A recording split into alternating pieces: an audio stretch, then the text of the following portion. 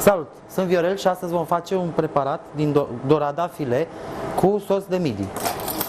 Avem un pește de 300 de grame dorada, care facem fileuri, da, sare, piper.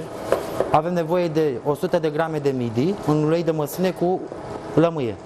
La acest preparat mai avem nevoie de vin, supă de pește și roșii sherry, midile și smântână Gran Cucina.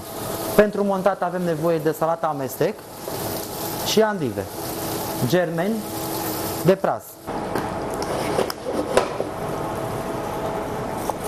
Deci noi vom face dorada filet. Aceste bucăți de pește le punem pe farfurie, le marinăm nițel puțin cu sare și piper. Aici vom avea și zeamă de lămâie. Le punem pe grătar, care e bine încins. Midile băgate în tigaie pentru sosul dorada. Aici formăm sosul. Așteptăm să se tragă sosul. Bagă puțin vin. Supă.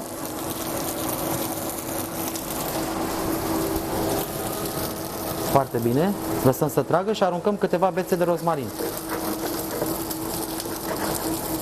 Punem câteva roșii sherry. Punem pe grătar și le rumenim foarte ușor.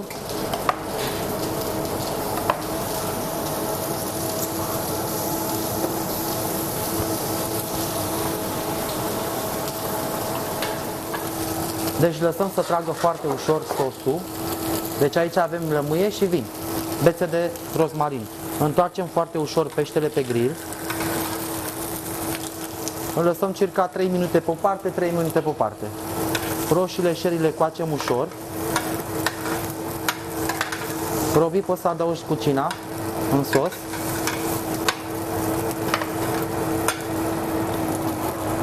Adăugăm puțină cucina.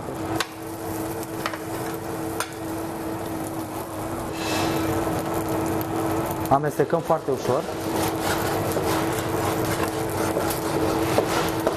și lăsăm să se tragă. Pune puțină sare, piper și puțină lămâie. Sare, piper și puțină lămâie. Și puțin pătrunjel. După care punem fileurile de dorada în acest sos de midi.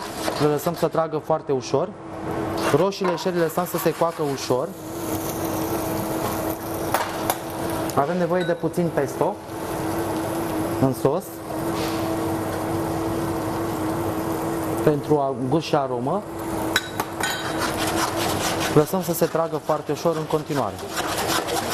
În momentul în care peștele se lasă ușor de la mijloc, înseamnă că este pătrat. Se poate intra foarte ușor de fibra peștelui și se dă seama că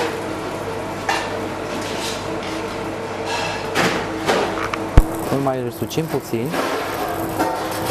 Atenție să nu rupem. Ne ajutăm și cu mâna.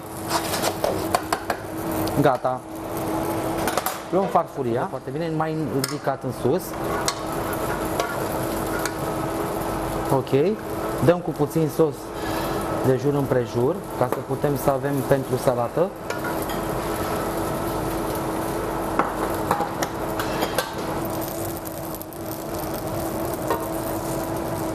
Ia uitați ce bine arată.